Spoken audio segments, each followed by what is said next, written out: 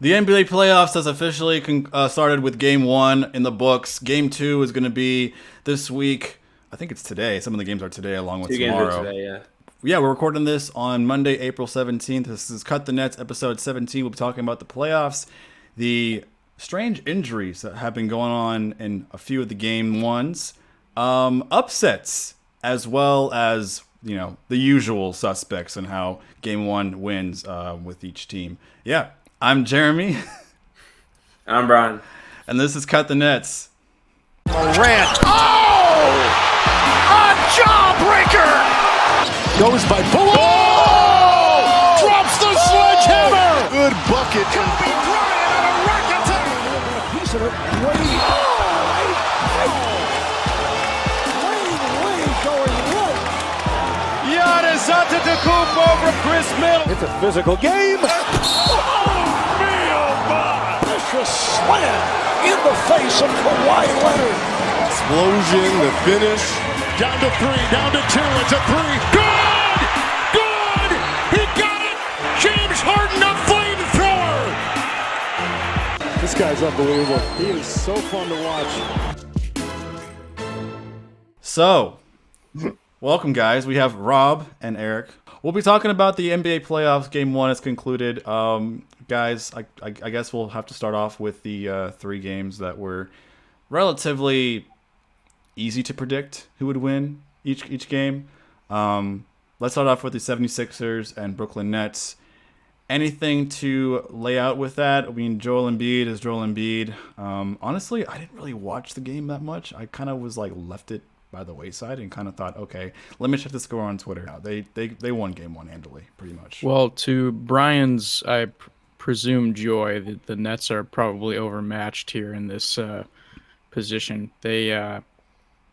I could see a sweep and maybe them win one game if everything's firing on full cylinders, but they just look overmatched. I mean, Embiid's just kind of at will do whatever he wants down there, and I have a hard time seeing them go beyond 5 games for this series.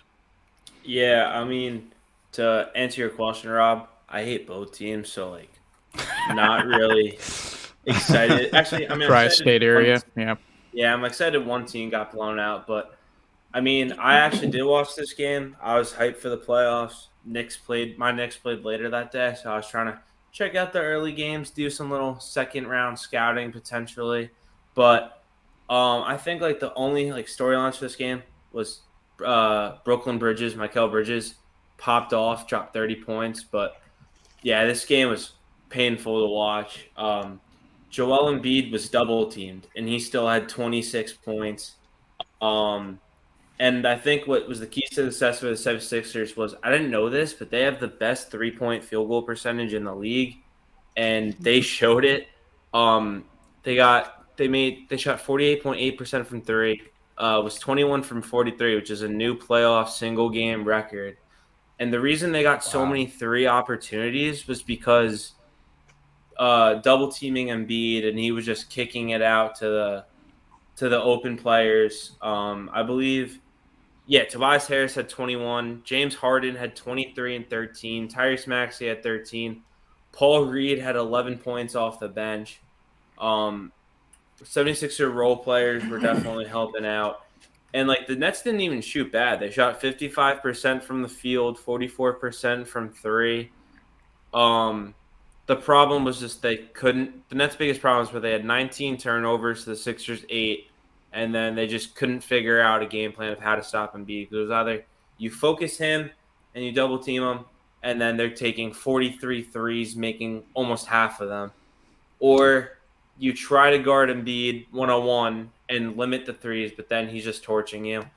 Like Rob said, most likely going to be a sweep. I thought the Nets, because they were so good defensively, could make it interesting. They're not. It's a sweep or a gentleman's sweep. Okay. I mean, Eric, before you go, I think I might want to add. Please. Look, the Nets, if they actually, in a different world, if they won this series, Doc Rivers would be fired. James Harden would come to the Rockets. Joel Embiid would be crying another round of tears. Wouldn't you be happy, Brian? Wouldn't you be happy about that in case the Knicks go on to the second round? Yeah, I would. But like the thing is like the Nets are just like that crosstown rival that I just like hate. And then just don't like the 76ers because I hate Embiid. I mean, I guess it worked out for him somewhat, but I hate his whole like trust the process thing because then it just gives fans like this like hope and belief of like, oh, my team can be bad for 6 years, but trust the process. Better hopes. Like, I don't know. That just annoys me. Like, I hate the idea of tanking. I'm glad Mark Cuban got fined $750K for doing it. Oh, let's Like, bring that up. Oh, like, oh man. I don't know. It's Bring like out the big guns. tanking Let's in go. professional sports is just an even immature recreation basketball participation trophy. Like, Ooh. Okay, look. Okay, with tanking, I agree for a little bit. I don't like the fact that Mavericks decided to tank towards the end of the season. I didn't like that. Yeah. I'm Not a cool good with look. teams like not my Charlotte Hornets. I'm literally like, Hey, word. my gosh. I'm talking about my Houston Rockets, the Spurs, the Hornets, the Pistons, the Magic, all these players who are all young, inexperienced. That merits tanking. I'm cool with that. But yeah, if you have a try to purposely lose, like you can still lose by doing what you want and playing the young guys, which the Rockets can do with like these Ty Washingtons and everything. But when you're out there purposely trying, like the Mavericks could have gotten the playoffs, they could have.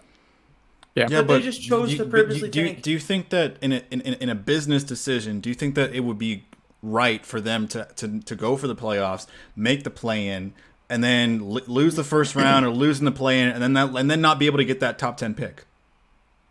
Well, now they're probably going to lose their pick either way. No. So No, they won't. No. They just got fined. Mark Cuban looks at $750K and walks away. He's like, there's a mosquito bite. He's a fucking billionaire. Like, there's no. I mean, $750K is a huge fine. It's just that it's not really Mark Cuban's issues. Like, out of his wallet. Yeah. Out of his freaking wallet. I mean, geez. Mark Cuban. So in I hindsight, don't know. If I was think a it's a. Mavericks fan, I'd be embarrassed to know that they tanked and just threw away a playoff spot. As a mediator, I think that both decisions are valid. Making that business decision or kicking it up to the fans saying, hey, we're going to try and go for this playoff spot even though we're almost out. But either choice would have been fine with me. However, it is embarrassing to be fined $750,000. Yeah. Also, the Well, draft in the is a process. lottery, so like tanking to be the worst team in the league, you might not even get the first pick. All right, you know what? If the Mavs are going to be ashamed of anything, it'd be being in the position of having to tank. That's the problem. That's good the point. issue. They shouldn't have been there to begin with. They traded. That was a stupid trade. I mean, not saying Kyrie's not good, but He's a bitch. That's what no, it they is. traded. Damn. I ain't gonna say nothing. I'm trying to be good. But he. You heard it here first. Kyrie Irving, I'm not your fan. Fine, he's a bitch. All right. So here's the thing, but they trade away Dinwiddie. They trade away their. It's the same with the Suns have done, except for the Suns got someone way better in return, and it's like they got someone with better like qualities, like as a teammate. And Kyrie actually is not the fault. There's no fault of his in this situation. He's Mark actually Cuban. he's accused. No, you look at his numbers. He's played. It's consistent. Mark Cuban. We've been over Oh, this. it's Mark Cuban. This is all Mark Cuban. This is Mark Cuban. And you know what? They're gonna be really pissed when they don't sign him this offseason. And they gave their entire defensive bench away. Worst case scenario, though, they probably do a sign and trade, honestly. But if that's they're lucky. that's actually the best case scenario. if they're lucky. That's But- the best case. The worst case scenario is Kyrie walks and doesn't even consider a sign and trade. Oh, Jesus. All right. So on that, and the reason. All right. Let me address only one more thing about that tanking thing. If the Mavericks had anything higher, literally than number 10 pick, they would forfeit that pick. 750 out the window. Who cares? I mean, at least they get a shot right. out the lottery. And So if now they're not they gonna give them. they get fined 750K, but then somehow they jump into like the top 5, just by odds, That's you never know. So That's I'm with Brian theoretically too, because I get it. It's just on principle it doesn't look good, but also financially speaking, they gave up 750K, but you never know who you could get in that investment that they just made for that. So who knows? Exactly. Very And with that, we can move on to a team that actually tried to be in the playoffs and made it, and will probably get swept as the Brooklyn Nets. They were anticipated to not make the playoffs after they traded away their 2 stars, and there were huge turmoil with Steve Nash and Kyrie and Durant, and now they're a whole new team with Jacques Vaughn, who's done a great job keeping the ship afloat towards the regular season. However, the thing is, in their state, they really don't know what they're doing. Like the Brooklyn Nets, they're just so like lost. They're happy to be there. They're just happy to be there. They're just like, man, we're getting a playoff experience. Awesome. I mean, Yeah. It'd be kind of funny to see Nick Claxton and Joel Embiid go at it, and it's just like Nick Claxton would be pretty much be cut in size. Like he'd be cut in half. His height would be like he would destroy his confidence. The only thing I'm probably hoping for is a Joel Embiid injury, and James Harden goes back to being What the, not. the hell? Theoretically. Theoretically, I wish Joel Embiid all the best. Okay, I don't wish any players to be injured. I don't. Which we will get into. This But will cut to a scene where Jeremy's about to like hit him with a baton like in the Olympics. Hit him with a baton on the Achilles. Yeah.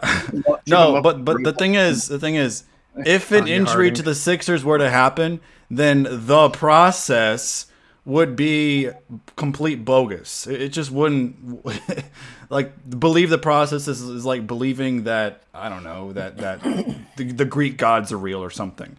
So it that's what probably would completely kill the series with the 76ers. But yeah, that's not really much we can say about the series. That we kind of just understood that this is just a 4-game sweep or general sweep. So.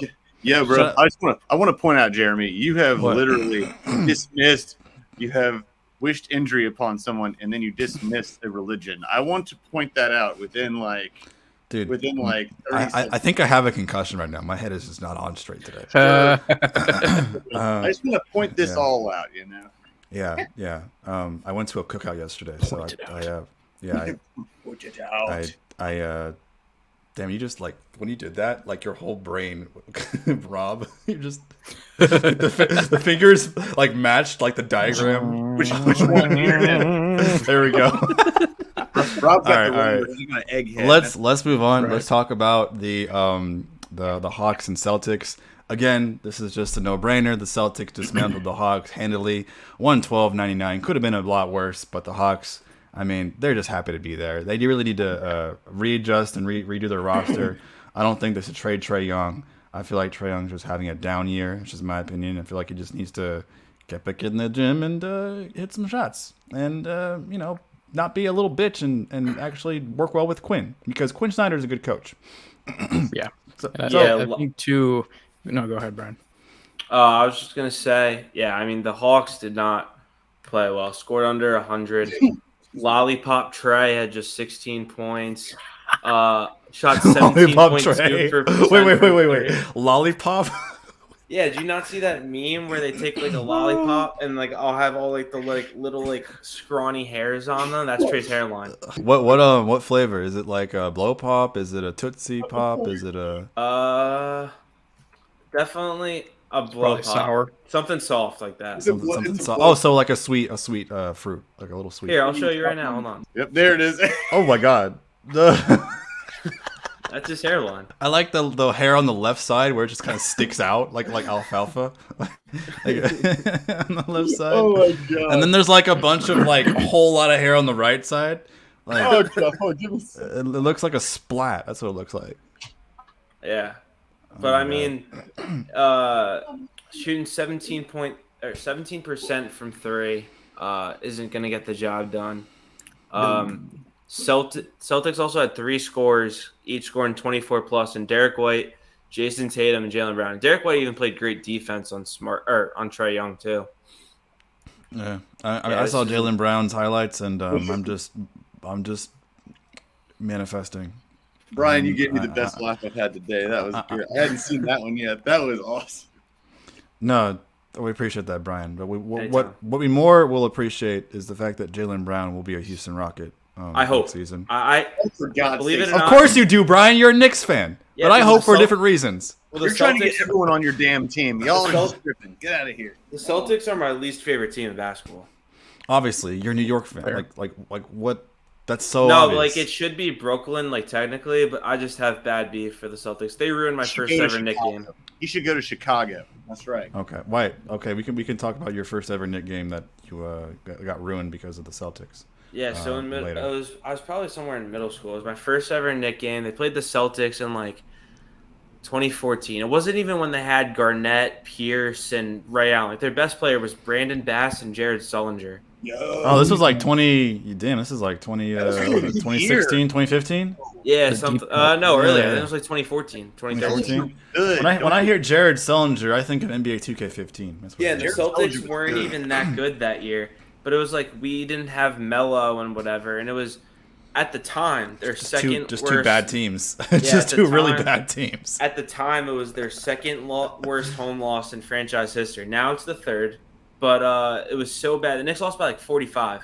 It was so bad. I got to meet the Knicks cheerleaders though. They came and like gave everyone like those like thunder sticks that you clap. Nice. So I guess You gotta look at the silver lining. Teenager's dream, right? Exactly. Getting back to the Celtics and Yes. and Hawks game, this kind of feels like a worse version of the Sixers and Nets game. Like I just feel like the Hawks have no match. They are leaps and bounds below the Celtics level of expertise. Tatum, Brown, they want it. They want it. They want to go back to the finals and actually win a chip. They might have the edge. I can see that happening. Yeah, not really much to say. Trade John Collins, build around DeJounte and Trae Young, and get more 3-point shooting. What I can really talk about the Celtics though is Robert Williams. He was really good. I mean, I feel like this round for the Celtics gives like players like Robert Williams confidence because he hasn't really been on the floor very much this past season. He's as a great anchor to their team as a center, and I really feel like him getting his reps. This is essentially just like a dress rehearsal for the second round against the higher seed team. If they want to go deep, they're going to need Robert Williams to really play well. So I agree. And the more games you play, the more confidence you develop and you retain. Hopefully, you don't get injured in the process. But I really feel like that's the problem. That's what I'm saying. It's not about like his play on the floor. He's always great on the floor. Well, not always, but he's great on the floor. It's the same way with Anthony Davis. You don't know when he's going to be hurt, and it's just a problem. Which they suffer. Anthony Davis a little worse, Mr. Anthony Glass. Davis is a much bigger factor. Like the Celtics can definitely win without Robert Williams, but they do need him. Adding him on the team. The Lakers are literally glass. Like they are all the players are on the hot seat. Yeah, they're a retirement home. I'm just saying, like that's my point. I'm like, They were retirement home. Now they're like a retirement home with the supporting cast being like their caretakers.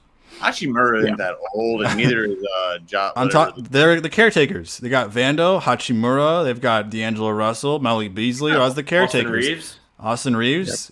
Hachimura, that old? Really? Yeah. I did not know that. He looks young. No, he's young.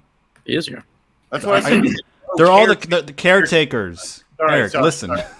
No, I was thinking LeBron James and Anthony Davis are the hospice people. Okay. No, Anthony Davis just plays like. But he's. Anthony Davis is like the patient at hospice who isn't old but has like a terminal disease. Like that's Anthony Davis. Bad. Jesus, dude. That's bad. Wow. Oh my god. We're going to Eric, you're gonna have to buckle up here. We're only 20 minutes in, and it's gonna get worse. This is wow, bad. we're getting really dark. I'm just okay. Dude, I'm gonna jump back in and take it to a lighter place and talk about the Hawks. Okay, so the Hawks. Before Jeremy does anything else, I'm gonna just be disturbed by. Yeah, so I think that I disagree. I think that trading, at least opening up a trade block for Trae after the season. But before I say that, and I will keep it brief, I will say this series is going to be a gentleman's sweep, but there is a possibility of having 2 games, which could drain the Celtics a little bit.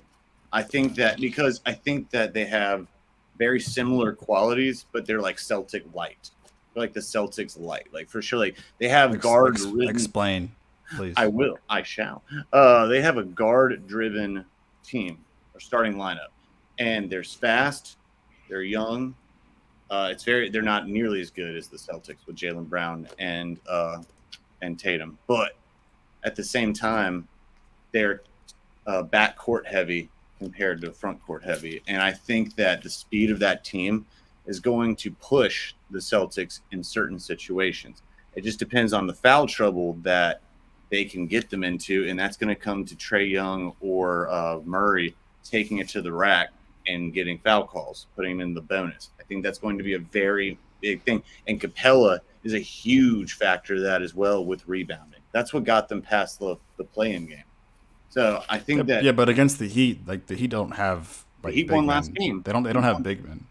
Heat won. That's my point. The Heat won last game, but the point is the Hawks and Heat in the play-in, they didn't win against the Hawks. They lost the Hawks. That's why the Hawks are the 7th seed. Okay, well, yeah, the Hawks beat the Heat. Yeah, the Hawks beat the Heat. All right. The Hawks beat the Heat because they were good from 3, and they also had Clint Capella, who was better than Bam Adebayo at the rim. Because Eric, do we need to get you a caretaker? I don't know. I already got my depends on, man. It's cool. Blink twice. But no, yeah. See, the Heat are only good at because they play small ball. They don't have any big men. Time out. Hold on. What I was going to say though, I'll wrap it up with this. I'm saying the reason I think they're not going to win it, but it might go past a gentleman's sweep, just like not to 7, but maybe 6 if they do that. If it's a big if. If Trae Young has like a 3-point barrage, I would say yes. Not just him, but they get rebounds often on the offensive side of the board or offensive side of the court. And if Murray plays the way he did, they almost came back. The Celtics, their biggest issue is front court. They're big guys because Robert Williams can't necessarily stay. They have to limit his minutes. And behind that, they got Al Horford, and that dude's on AARP right now. So, I mean, let's be real. So we could make a list of people that are in the But that's what I'm saying. I'm saying hospice. Yeah. It might tire them out. It might tire them out enough when they go to the next round.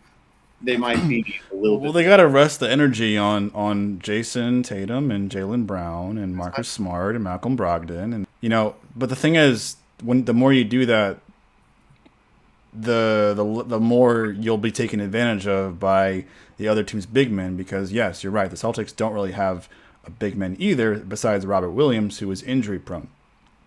And yeah, Al Horford is 36. Last time I checked, he's only a stretch 4.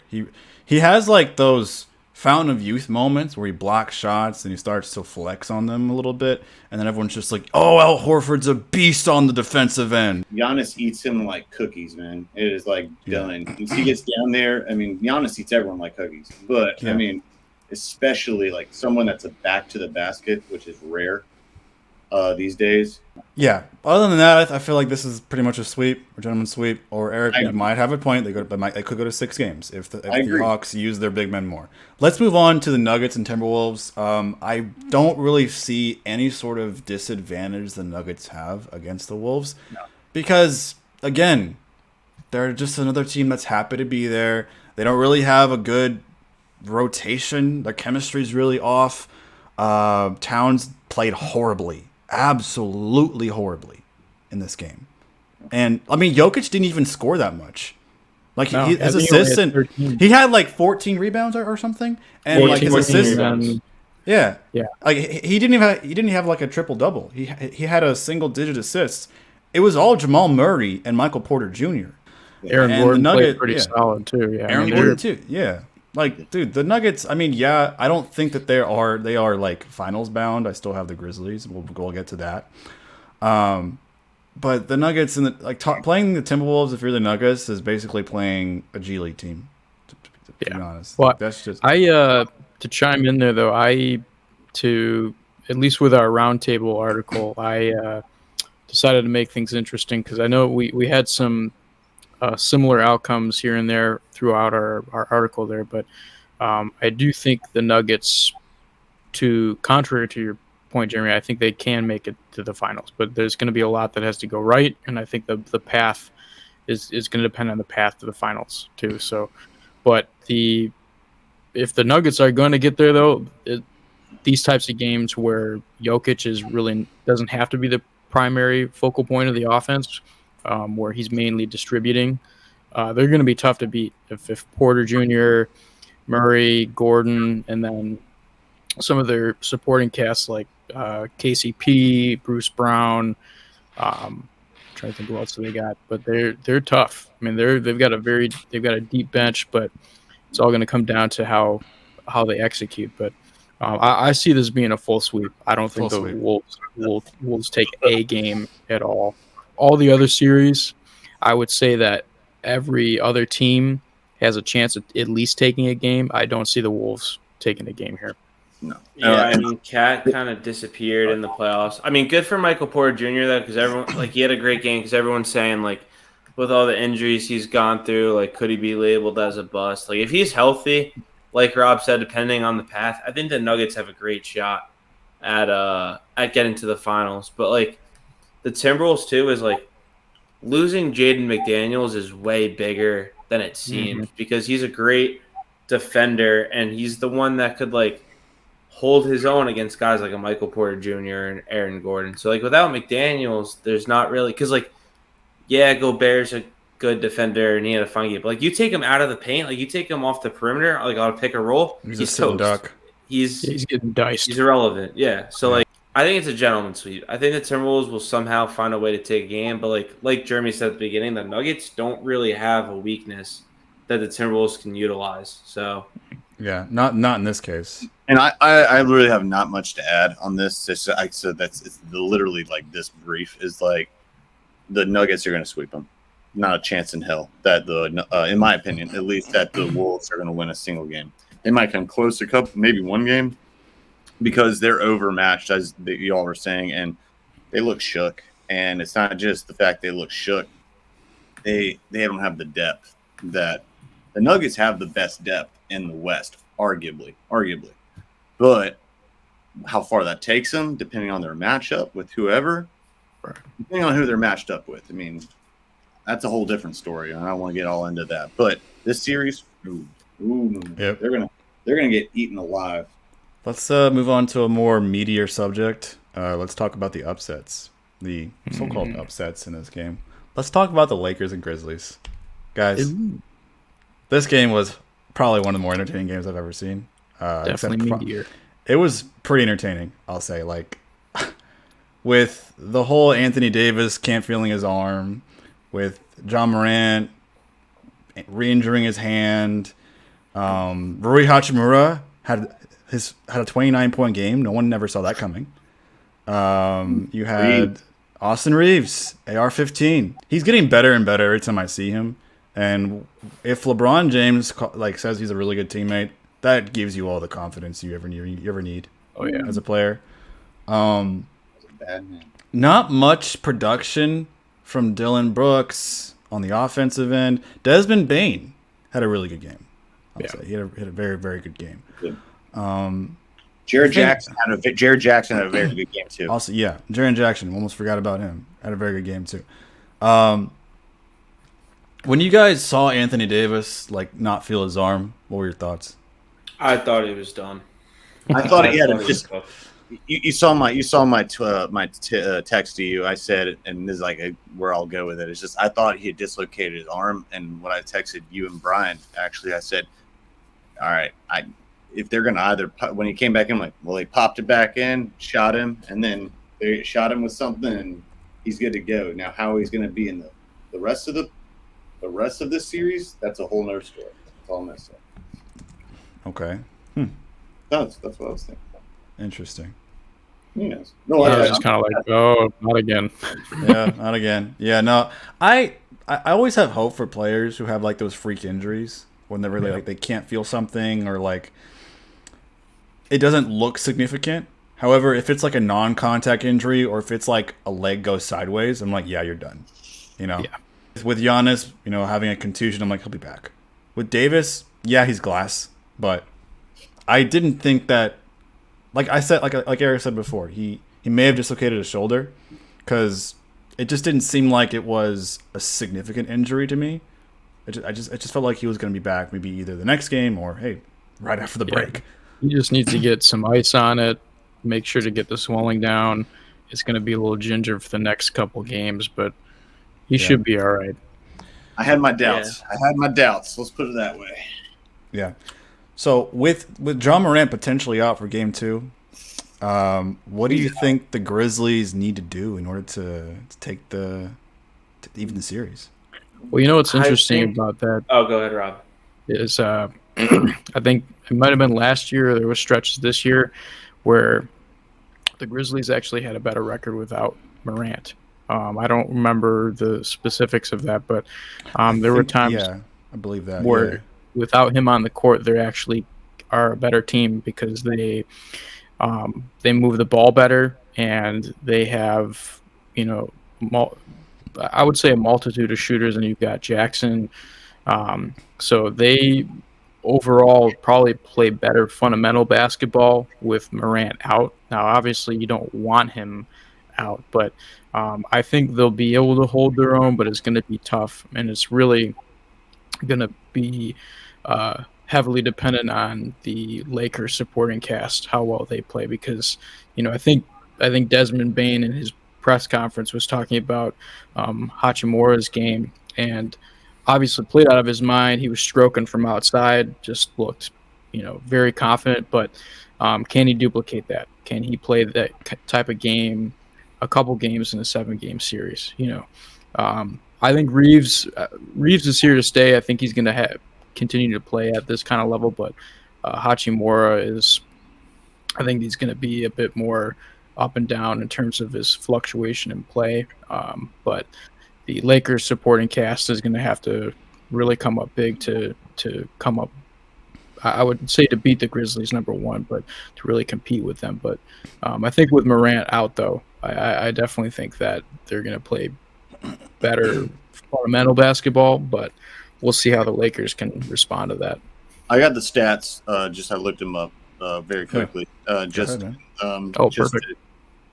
just want to take the initiative. I remember that at one point they had this winning streak that was absurd. And it's 1, 2, 3, 4, 5, 6, 7, 8, 9, 10, 11. They had an 11-game winning streak, but over the course of a 20 games. Was this playing without John Morant? Yes. Okay, got it. And it was just they went on this ridiculous streak, and it was because Desmond Bain stepped up. But to be fair, and I'll just say this and I'll be done, is they had Steven Adams, I think, at that point. That's true. And I think they had what's the other guy's name? Brandon Clark. Clark, thank you. That's it. So I think that's a huge difference. Right? That's all. That would heavily play into that. Yeah. Yeah, I'm with Rob. If Memphis wants to even up the series, they gotta play. They gotta play the same how they played on that 11-game win streak. They gotta play, move the ball around. Role players need to step up, but I think they also gotta kind of play faster. The Lakers, I think why they were able to win the way they did was they were kind of taking their time. Lakers are kind of a slower paced offense, and they were able to take their time. I think if you're the Grizzlies, you got to especially take advantage of your younger, and the Lakers are an older team. You got to up the tempo and keep playing fast and not really allow the Lakers to get set. But it's technically an upset because the Grizzlies are a 2 seed. I think the Lakers are going to win the series, especially if John Morant's injuries longer term. I think it won't be close either. The Grizzlies are without Steven Adams and Brandon Clark. And the Lakers have just done a great job exploiting that. They out-rebounded them by 11, had 10 offensive rebounds. They also had 11 blocks to the Grizzlies, too. Yeah, you can have Desmond Bain and Dylan Brooks step up and Luke Kennard and score off the bench. But if your big guys can't get rebounds, because right now they're starting Xavier Tillman. If Tillman can't really hold the ground against Anthony Davis or he didn't play well either. Yeah. Exactly. So I don't know if the Lakers. I'm a big believer of if you're rebounding the ball and if you can do all the little things, all the easy things, then other things will just come second nature to you. And right now the Lakers are doing better. Fundamental overall basketball better right now. After explaining that, Brian, that is that is not an absurd take at all. That. No. I mean, it's definitely a take considering that there's a 2 and 7 seed dynamic. He's right though. But because of the fact that John Morant, you got Steven Adams, Brandon Clark injuries.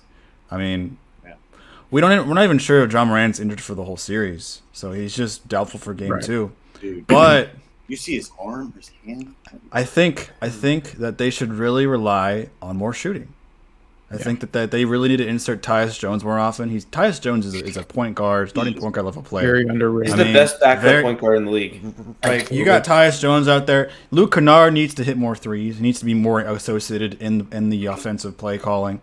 I know this is kind of funny, but they should probably insert Kenneth Lofton for emergencies if they Honestly, want to. Look, it's not Kenneth bad. Lofton is a big dude, but he had that 42-point game. I know it was like the second to last game in the regular season, but he was bullying people in the paint like Zion Light. It was cool. Like, I want to see a Kenneth Lofton AD matchup where he's just bullying the shit out of AD down low, and then somehow Anthony Davis just breaks into a bunch of pieces. Like, yeah, that whole left side of the screen just rooting for injuries. Yeah, no, I mean, inserting Kenneth Lofton would throw a wrench in the Lakers' possible chances of taking advantage of the series. He's only 20 years old, which is probably why they're not giving him minutes. That's probably why he's a DNP. But, like, come on. I mean, just for shits and gigs, if you're down 3-1 or something, you should. Yeah. Try to do it. They might try to change something up when they go back to Memphis. Yeah, mix it up. They need that Bogdanovich brother, the one who's always on commercials. Can't ever pronounce. I mean, Marjanovic? Whatever. The guy who's Boban Marjanovic? Yeah, I can't pronounce his name, but the guy he's on Houston. Boban. Okay. You guys know Boban. You guys know who I'm talking. Eric, it's Boban. Can you pronounce it? Boban. One time. And he's on the Rockets. Yeah, he's on the Rockets. I just said there we go. But I had problems, but they should get him. I think that the game 2 is probably the most difficult game to win if you win game 1. Well, it's because each team, especially the teams that are sort of evenly matched, like one could go with the other. I mean, yeah, you could definitely argue that the Lakers can beat the Grizzlies in a series, and that's why. Like, game 1 is teams feeling each other out, figuring out what their weaknesses are, especially with this matchup. Now, the earlier matchups we discussed about, there's no reason. Like, the only team teams are probably like trying to figure out what the weaknesses are for the opponent is the lower seed teams, like 8 seed, 7 seed, like for the East. Yeah, okay. But this series in particular, because of the injuries from the Grizzlies and the experience of LeBron and AD in the playoffs, yes, they're looking for injuries. They're feeling each other out. It's game 1. Game 2 is probably where the series will eventually decide. If the Lakers take a 2-0 series lead, then I might agree with Brian that the Lakers are taking the series. Let's talk about the Bucks and Heat, along with AD and John Moran. And now Giannis. He had a tailbone contusion after he was trying to go for a blocking foul, or trying to go for a charge, I guess. Trying to get fouled at the line, which was, I believe it was against Kevin Love. It was against Kevin Love in the paint. Let me start and finish this one just so I can get out of the way, because this is the only bone I've ever broken in my life. Sure, go ahead. Is my tailbone. It wasn't a contusion. I broke it in half. It hurts like a bitch, and it sucks really bad. But it does take a very short amount of time. I was able to move after it, without using a butt donut, which I had to use. True story. So yeah, But it was like 3 days. I was good. I think, and you know how he plays through injury, so I think he's gonna. Yeah, no, I think he'll pull through. I mean, I agree with you. I think Giannis will pull through. He's not glass like AD. He's very, very durable. I see him at game 2 and probably even in the series with the Bucks and Heat. I don't really feel like this series is completely lopsided. I mean, I think Tyler Hero is actually a more significant injury for he's out. Fractured hand. Broken hand, 4 to 6 weeks. So they might have put Duncan Robinson in for the first time. But that $96 million contract is killing the Heat. There goes their defense. I feel like the Heat actually have a decent chance against the Bucks with the matchups that they have, because they play small.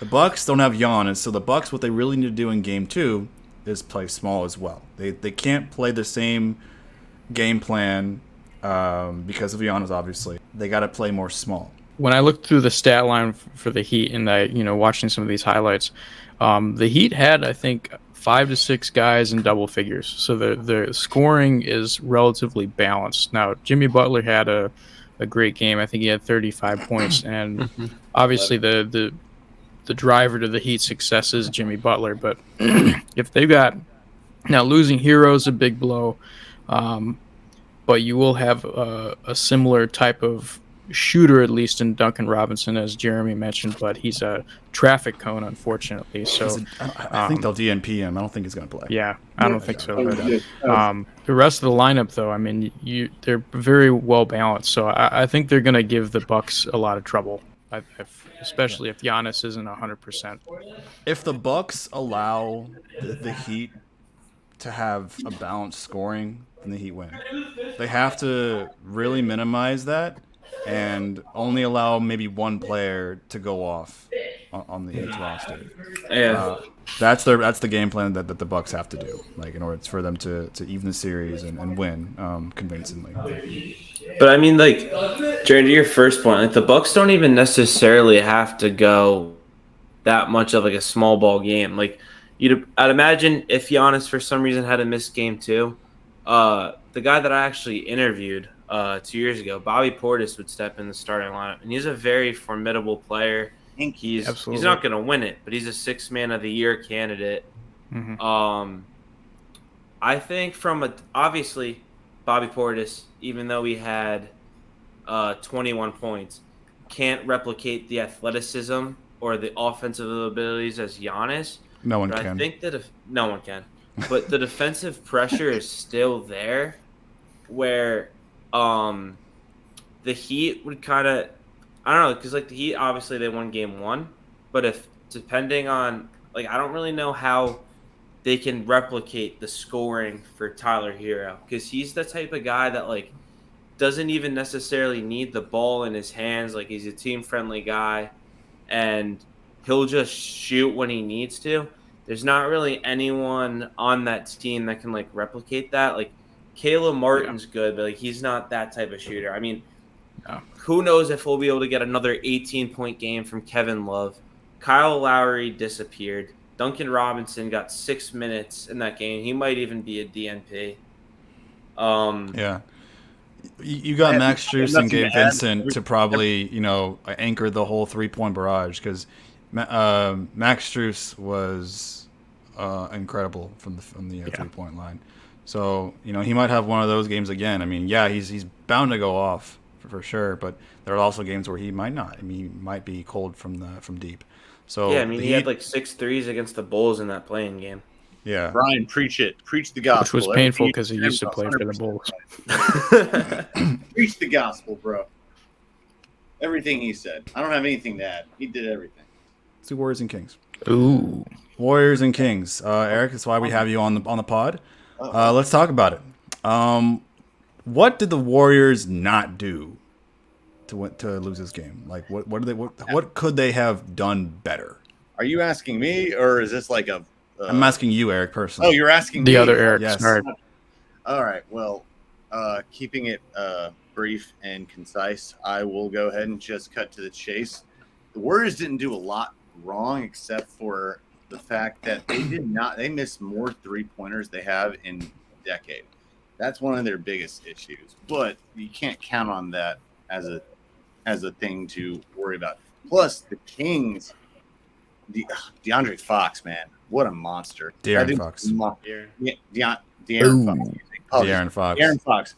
Sorry, I was for De'Aaron Fox. De'Aaron Fox. He what a monster, man. He's got speed, he's got acceleration, he's got endurance because he's young. But Clay and Steph didn't play a bad offensive game, and Wiggins didn't play. I don't think the Warriors played a really bad game. The Warriors tie that game if Wiggins makes that 3 at the end. I mean, so it's not like they're that far off. Well, the one thing I think the Warriors, they from the highlights and everything I've seen there and some of the commentary, they really need to exploit the matchup on Curry and Sabonis, because when they ran pick and rolls with Draymond Green and Curry and they were able to switch on Sabonis, Curry was Chef Curry. He was cooking him like it's a really bad matchup for the Kings. And the Kings already are not a tremendous defensive team at all. So I think in the games going forward, you might have to exploit that matchup a bit more if you're the Warriors. The thing that really also stood out was the Sabonis.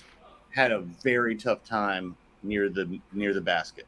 He was having a tough time finishing, and it was so unlike him. And I don't know if that's because of defense or a bad night, but that is a big deal when it comes. If he can't do that, but he did have 15 rebounds on overall. Yeah. So that's all I'm saying. I think that's jitters. Yeah. I think since it was a really close game, and the Warriors and Kings are both highly offensive teams, I think it just has to do with stops. The Kings have the number one offense in the NBA, like historic offense. The Warriors, while their offense is still good, their defense has been terrible ever since. I mean, the defense was on the road. Yeah, has been terrible. Wiggins, it was his first game in months. Whoa, time out. Did you watch that game? He did not play bad at all. He played really well, actually. He did better than what a Wiggins would have done if Wiggins was playing consistently in the regular season. But since he took that long break because of a family issue and injuries and whatnot, I would imagine that you would probably be rusty, on the defensive end and also on the offensive end. He needs to step up. He probably needs more reps on the court for game 2. I don't really see the Warriors taking a 2-0 series whole. I don't see that. I don't see the Kings going to Golden State leading 2-0. I think the Warriors can even the series. They just really need to exploit the defense, and as Sabonis, as you mentioned, and the Kings also, their defense isn't that great either. They're middle of the pack in terms of defensive rating. They're the 28th in the league. The Kings are in defense. They're one of the top. One of the by what metric is that defensive rating? Defensive rating, yes, points per game. Okay. They have the third worst any team. They have an historic best, but an historic worst. That's what I'm saying. They gotta exploit that. The Warriors have to exploit that. They have to also get more contributions from GP2 when it comes to defense. They need to get more stops if the Warriors want to take a 1-1 series lead. The Kings, of course, I would say they need stops too, but like we've mentioned before, they're not really defensive minded. I feel like the Warriors can be more defensive minded than the Kings, which isn't really saying much considering that they're both really bad on defense. But if they really want to defend their title, they got to really put more effort on the defensive end and create more stops, because their offense, they can do it with Draymond Green being the sort of the facilitator, Klay Thompson shooting catch and shoot threes. Of course, Klay Thompson's defense isn't as great as his prime, but he can still shoot the three. Didn't have a great shooting night, 8 for 19 from the field. Curry pretty much was the heart and soul of this game. But yeah, I think that they need more contributions from Andrew Wiggins and GP2 when it comes to defense. Wiggins had 17 points, by the way. Just letting you know, and he had several steals, and he played 28 minutes. What was his plus minus? His plus minus. Oh, here's the one that he really struggled on, was the 3-point. That's the only part of his game. So he did really well on rebounding, but it was his 3-point was 1 for 8. That is where they struggled. That's the issue. What was the plus minus, Eric? I'm trying my best. I'm looking at the box score. Okay, I'm trying my best. Okay? Give me a break. Okay. I'm not a statistician, okay? So here's how I agree with you, Jeremy, with the point you're making with Wiggins. In their offense, he is their number 2 option in their current iteration. Klay Thompson used to be the number 2 option, but Wiggins is probably your number 2 option right now scoring. You can't have your number 2 option scoring 17 points against the Kings, which is a historically great offensive team. So that's where he is going to have to step up. That's not a bad game for a average NBA player. I think if you're averaging 17 points a game, pretty solid in today's NBA, but you cannot afford to put up those kind of numbers unless you have historic games from other guys. Like Draymond Green's not going to be lighting up the scoreboard, and Jordan Poole, I wouldn't want to rely on him to be scoring too heavily like that. He has the capability. He's streaky. He's very streaky. Yeah. So I tend to agree with you, Jeremy, because Wiggins, he's going to be rusty, and I hope he can kind of get back into it and soon, because they're going to be in trouble trying to beat a team like the Kings. Also, his plus minus was -5. Thank you. I was looking. There. Thank you. All right. That's Thanks, not Brian. that bad for That's kind of below average for Wiggins. 2.5 months away from the game. I mean, It's kind of below average for plus minus. I mean, for Yeah. Wiggins, I know. Like I said, he needs more reps. The thing is, when Curry was on the bench, the Warriors kind of were digging themselves into a hole. They were losing the lead. The Kings were gaining on them. And then when Curry came back, he was able to shoot threes and get them back into the game. So they Jordan can't rely Poole- on Jordan Poole to. You have to rely on Jordan. He has to step up his game. Jordan Poole. He can't. He's had so many chances to step up his game. I know. And the only time he was great was that round 1 series last year. Well, I wouldn't say that, but he reminds me of like a better version of J.R. Smith. He's like Steph Curry light, is what he is. Diet Steph Curry, basically. Like he has formed almost his entire game off. I would say he's diet Steph Curry sitting out in the sun with a can open. That's one's Steph Curry definitely- with Jordan Poole's when he goes stevia. off. He goes off. He goes off. But All I'm right. saying, Let's move on. I still think the Warriors will win this series. win the night. I do believe that they're going to win game 2. I'm betting on that. I'm not really betting on it, but I'm going to bet on it with money that I Game 2's don't tonight. have. Yes, game 2 is tonight. Let's go to what has been anticipating: Knicks and Cavs. Here we go. 4 and 5. Now this is the game that I was really focusing on. I was watching. I was okay. Look, this game was probably one of the best games I've seen in a first round series. Should I start? Should Brian start? Should Brian? No, give it to the king of New York himself. Let's give it to Brian. Let's give it to the guy with the jersey. Brian, let's go. Thoughts, pros, cons, sets for game 2. Let's go. All right, so Knicks won, close one, 101-97. Shouldn't have been that close. To be honest with you, I wish you guys were watching the game with me because those last 5 minutes, I was shitting bullets, man. I was so scared. I thought it was going to be another typical Knick game that they blow in with 3 minutes left. But I have to. I do it every week. Shout out Jalen Brunson. 27 points. Those floaters were looking Jalen like Brunson. prime Manu Ginobili. He was firing on all cylinders. His defense wasn't even as bad as I thought it was going to be because they smartly put Quentin Grimes on Donovan Mitchell, and even then Mitchell still had 37 points. But I also, another Knick I got to shout out, and he's not even a player. I think, Josh Hart played great. I'll shout him out. But I think Tom Thibodeau is a BSP fan, guys. I think he read my article that what I said about the keys to the game. He took I said the Knicks had to take game 1. He did that. I said that they got to out-rebound the Cavaliers like they have all season. They did that convincingly. 51-38 out-rebounded them with 17 offensive rebounds. That was the X factor right there. I love Knicks fans. They're awesome. And another thing I gotta say is the Knicks won in Cleveland. I was wrong. Cleveland, they don't have 9 fans. They were packed. They were they were in their white out on Jackie Robinson Day. They had they're all out, all white out. They actually had more home fans than the Knicks do. I looked it up for that article, so I can't make fun of their non-fans. They packed Quicken Loans Arena. Well, let's be honest. I think Andy probably paid all those people to be there. Yeah, probably. Yeah. But Him and Patrick. I would not be surprised. as happy as I am with this game 1 win, there were some things I didn't like. I didn't like the fact that they shot 8 for 29 from 3, 27.6%. No. I didn't like the fact that Quentin Grimes, who has been solid all season, only had 5 points. I didn't like that Quickly had an abysmal 3 points. And I didn't like that. Rowan Alexander. Yes, he's getting his real name. He doesn't deserve RJ. He was so bad, like brutally awful. Like, you know what? I'm embarrassed I'm wearing his jersey right now. I want to take it off if it wouldn't mess up my headphones.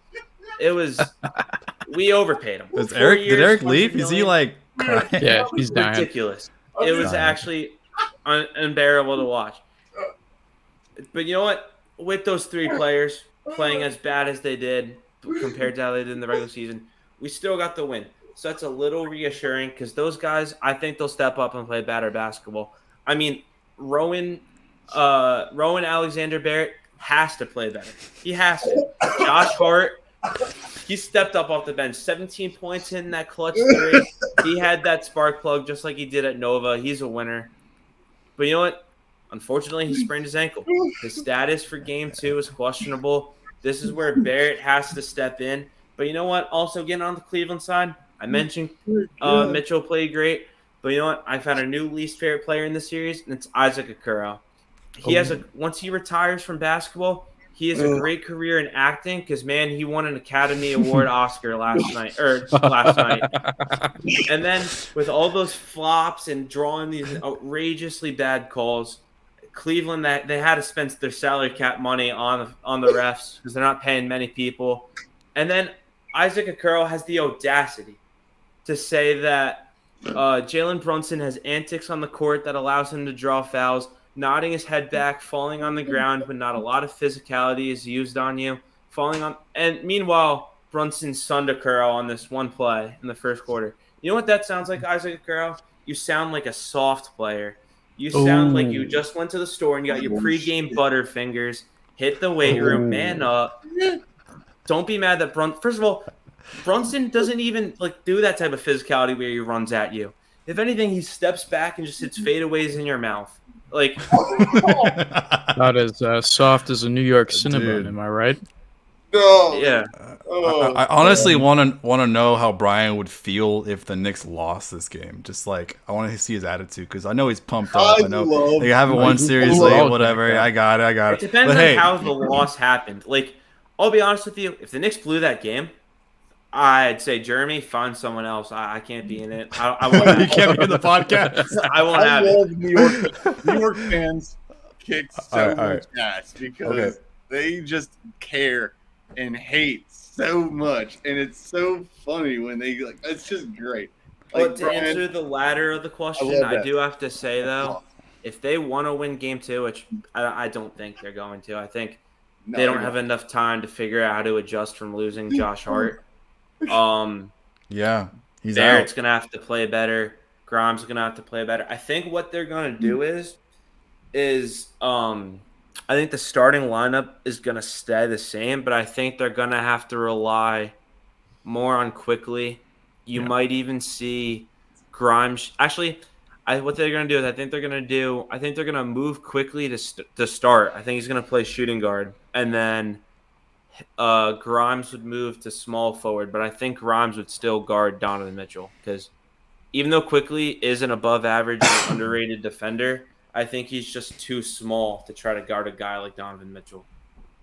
Yeah.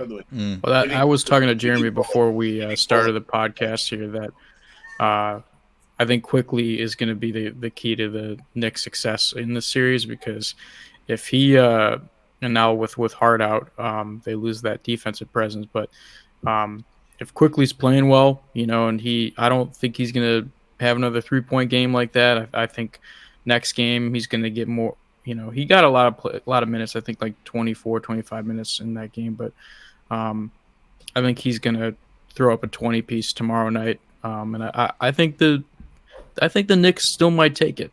I think they might take the next game. I'm a little more optimistic than Mr. Ramos, but the concerns are valid though. Absolutely. Yeah, because the thing is too is Hart.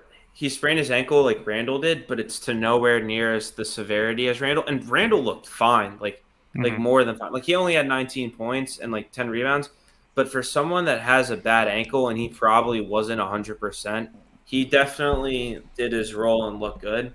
But I just like I said, I don't know how you're gonna adapt without the loss of Hart. He's doubtful. His status was uncertain, even though he practiced today, but it just got upgraded to doubtful a couple hours ago. I love that. You have the leverage here now that you're up 1-0. I think you sit him. After that, they next play on Friday, I believe, so you get 3 days of rest. Hopefully he can come back from that then, back at the Garden. I'm actually going to Game 4 on Sunday. Nice. So, hey, there you go. Oh, snap. Watch. Oh, dude, that's going to be the next recording tape on Monday. All right. Yeah. I'll be interested to see your feelings for if I even still have a voice. For Game 3. Yeah. Let me get mine out of the way real quick, if that's cool, Jeremy. You're the host. I'm just saying. Yeah. Well, me and Brian are the host. Well, you're Put some the one with respect the on my mic. name. Come on, Oh, dude.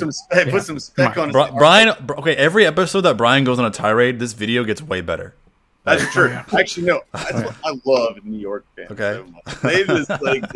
They care. He's just showing his true colors. This is great. It's a good thing. No, my friend's a New York fan. He's a Knicks and a Jets and a. All right. Let's get to what you All want to right, say. all right. Back to the real subject. I actually agree with Rob. I agree with Rob on this. I think they're going to win the next game. I think the Knicks are going to win the next game. And I know the New York fan here is negative. Oh, you're shaking your head. Why are you shaking? You just said it. You said they have a chance. All right. I think they're going to win this next game. But that's what I love about New York fans. They always expect the worst but hope for the best. So I think they're going to win this next game. The reason why I do is even without Quickly, they have Or not Hart, you mean? Hart. Excuse me. Sorry. Apologies. Without Hart, I still think they have the size. And not just that, they were pushing Cleveland around. Even with Donovan Mitchell was out of his comfort zone, and it was very apparent. And I think that's going to cause something. He's not exactly like the most assertive. He's incredible.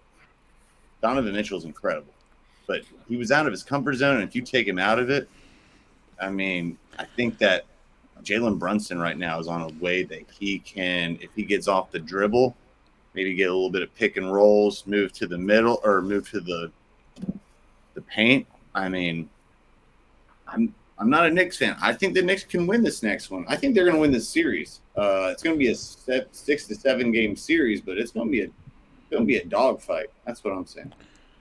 And with that, I think I'm going to have to go with Brian on this. I think the Cavs will even the series. Look, most of the players in the Cavs, with Donovan Mitchell, this is their first ever playoff game.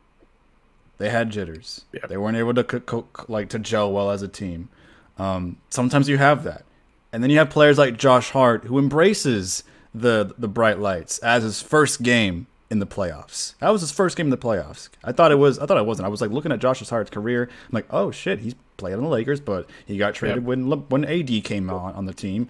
The Pelicans didn't make the playoffs. He was in the play-in, but that doesn't really count.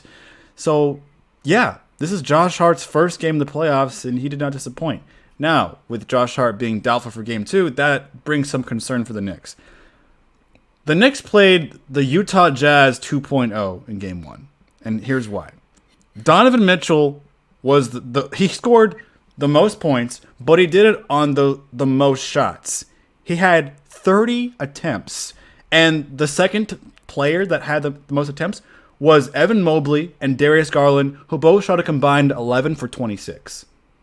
Evan Mobley did not play well on the offensive end. He did have a +9, so he played well on defense. But I know 11 rebounds is great, yeah, sure. But I feel like with respect to the Knicks' 51-38 rebound win over the Cavs, Evan Mobley and Jared Allen need to do that. They got to be able to. They're the Twin Towers. They have to be able to grab the glass on the offense and defensive end when they're able to, and they just didn't have much help with that. I guess I don't know. I mean, Jared Allen, you see, he had a pretty much a double-double, but I mean a +2, which on the books you would say that it's a good performance, but you had Darius Garland who didn't even shoot the ball much.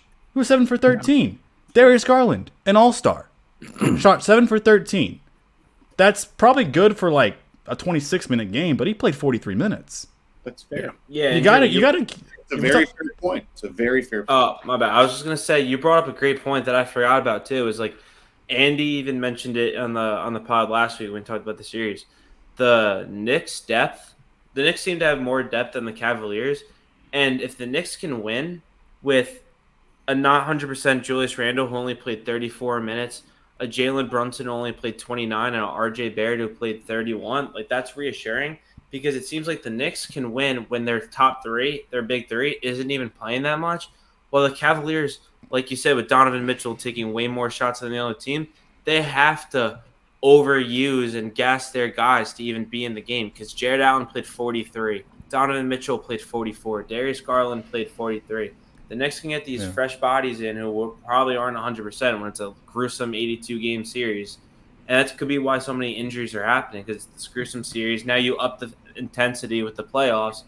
And yes, the Cavaliers are a young team, but Jared Allen might not be able to run the court for 43 minutes, only sitting 2. Yeah. No, I mean you're absolutely right about that. Very true. Overplaying their players that like that compared to like the Knicks, who's Julius Randle had the most minutes as a Knick, 34, which is not even that much for a starter. And you had Evan Mobley, who had the 4th amount of minutes played with 38, and Isaac Okoro 23. I think they should really, even though Karis LeVert had a really bad game, a -14, 1 for 7 from the field in 18 minutes, I think that he should really need to step up, and the Cavs need to give more minutes to Karis LeVert. If Darius Garland is not playing well, if he's not shooting the ball much, put in Karis LeVert. Or put in Isaac Okoro to sub for Karis LeVert. Put in Karis LeVert to sub for Isaac Okoro. There you go. Sorry. Again, foggy today. But, yeah, I mean, again, you got to really take the ball away from Donovan Mitchell. Yes, he can shoot amazingly. He's a great offensive player. But that's going to pretty much replicate what the Utah Jazz did. And that's why they didn't get past the second round. Yeah. That's why. You had Donovan Mitchell and Rudy Gobert, who's only good in the paint, but when you put him out to the perimeter, he's a sitting duck, and you have Donovan Mitchell with a bunch of shooters who just sit around on the front court doing nothing. Yeah. And watch Donovan Mitchell dribble for a 3.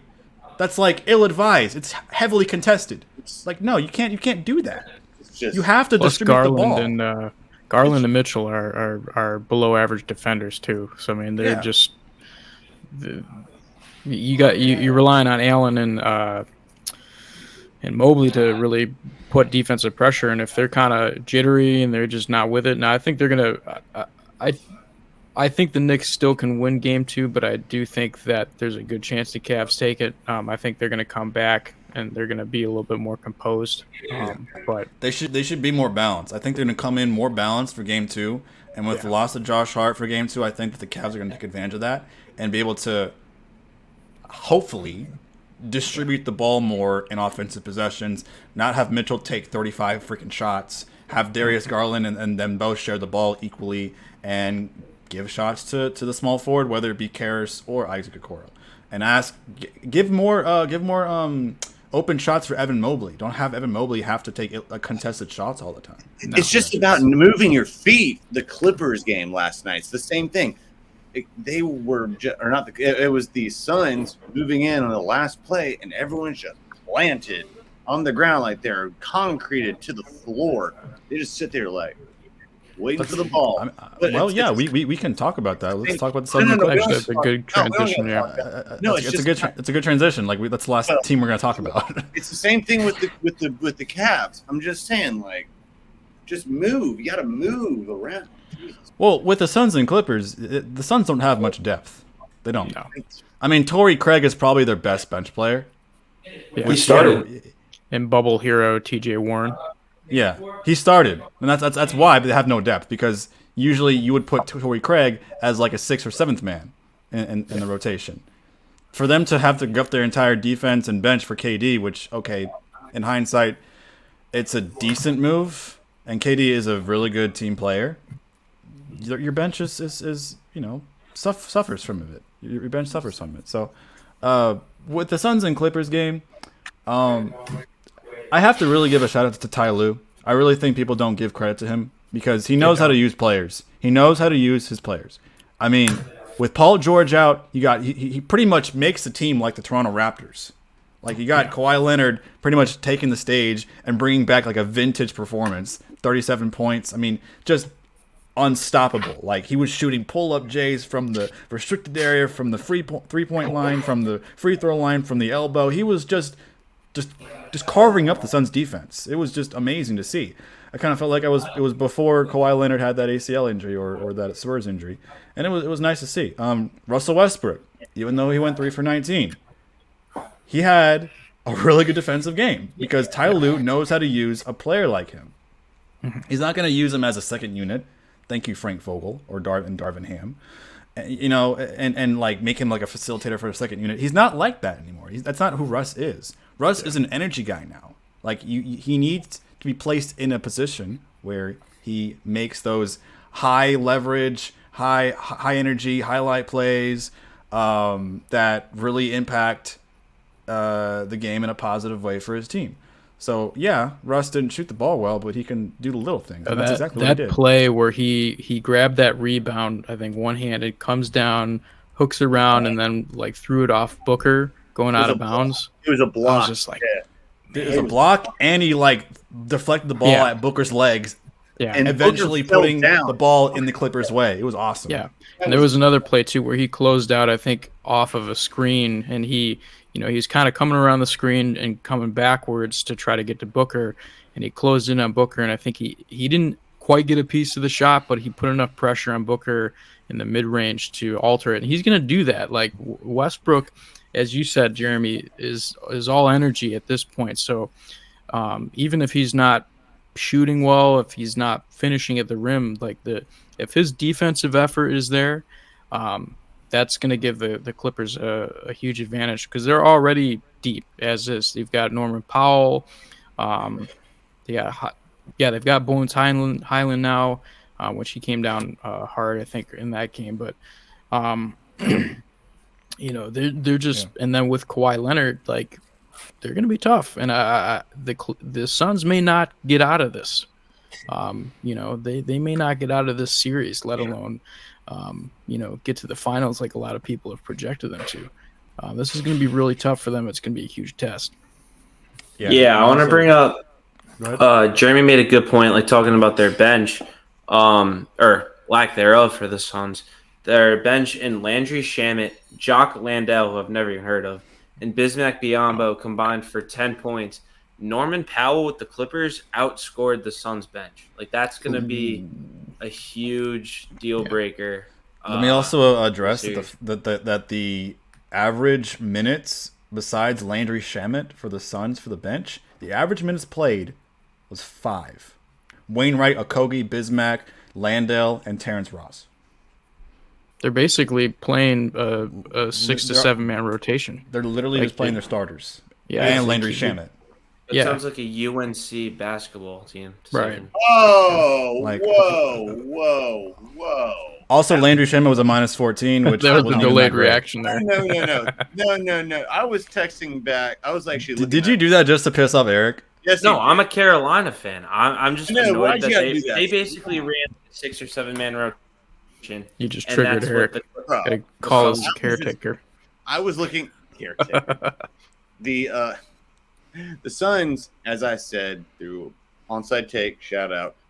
My thing has been the Suns traded away their bench everywhere, and it wasn't just their bench; it was all defensive. Look what Mikal Bridges is doing. Like everyone has said. I mean, that's really it. And they've gotten away from the only difference between them and the Mavericks is that KD's better. That's really all it is. So he's a better team player. Yeah. Not just a better team player, he's just a better plug into a system, no doubt. They also had a better starting lineup than the Mavericks. That's true. Chris Paul, Booker, Ayton, Mikal Bridges, Ayton ain't playing like it right now, though.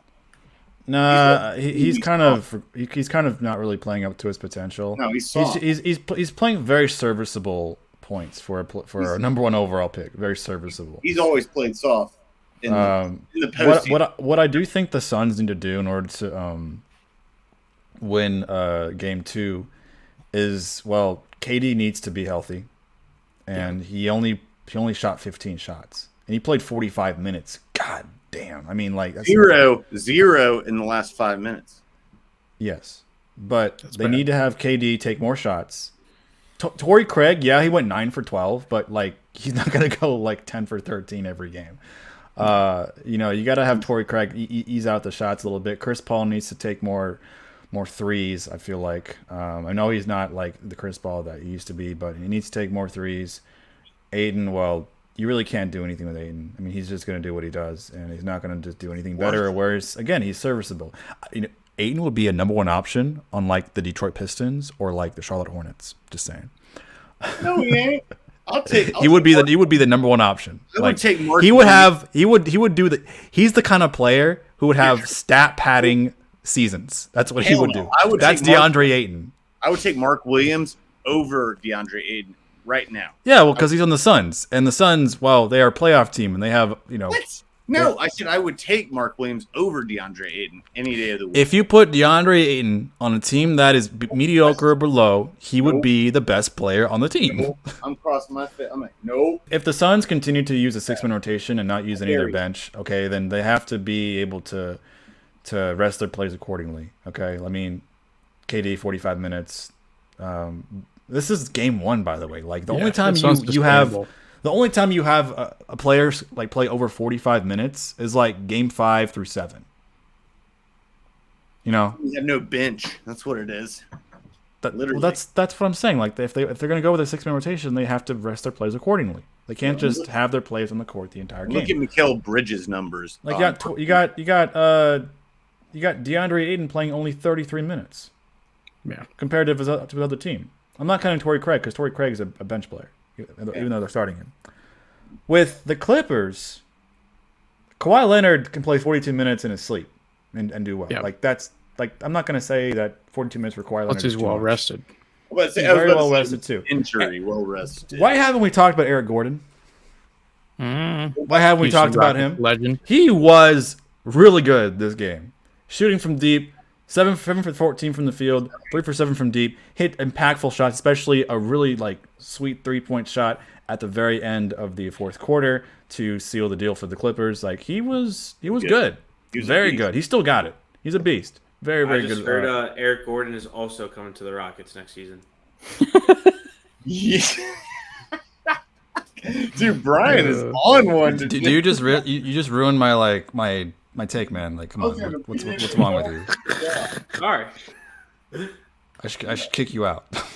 Couldn't resist. Podcast would get worse. What? Ooh, that's a hot take. Podcast will get worse.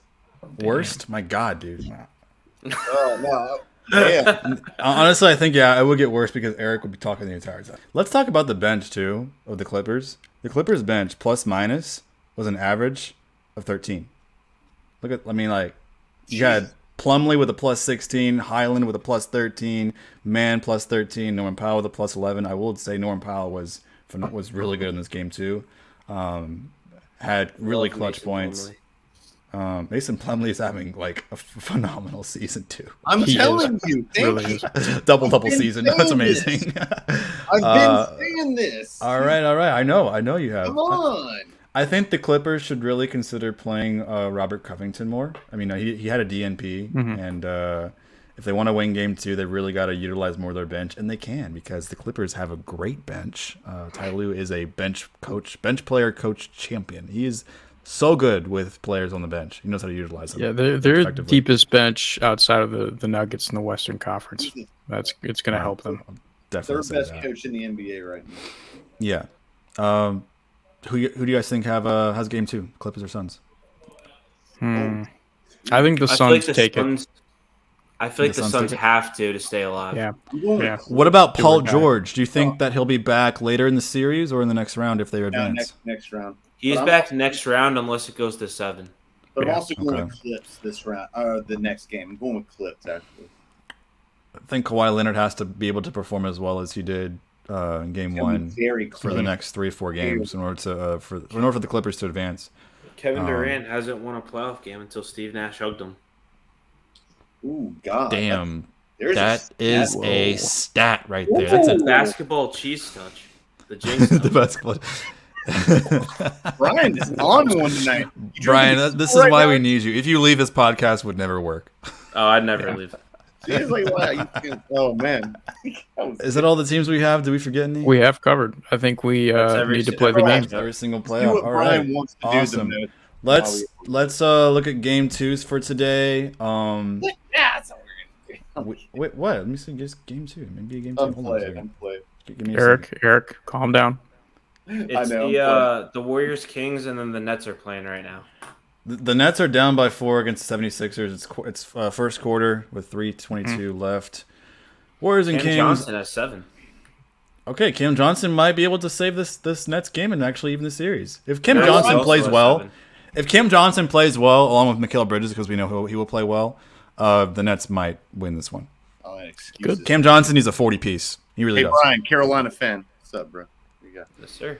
Yeah. bro. But Warriors and Kings is game 2. Like we said before, I do think the Warriors can even the series. Yeah. The Sixers are going to win by. Let's do more playoff basketball. We're gonna go into another segment. But if you enjoyed this segment, consider. I haven't really said much about liking and subscribing because I'm not trying to be desperate. But hey, we have about 14 subscribers now, and we have some views. Every other podcast, our podcast is getting more traction. Consider liking and subscribing. Also follow BSP, follow Cut the Nets BSP on Twitter. Yep. You know the deal. But yeah, consider liking and subscribing. Also, if you want to, please give us some feedback on our podcast and our disorganized podcast. Yeah. Follow Also, all if of the you're BSP podcasts except for Onside Take. Onside take. Also, if you're still allowed to, Onside take, more like downside take. Ooh. also, if you're still legally allowed to have TikTok, follow the Back Sports Page TikTok where there's True. clips of the sound bites from Cut the Nets. Yeah, and me talking about how the Lakers got lucky twice. And specifically, onside take with E-Rock and Space. That's what it is. Check it out. Apparently flashes on gang YouTube. signs. Check it out on YouTube. It's most popular. We on just wanted to Twitter, remind everyone that Eric Facebook is as white. well.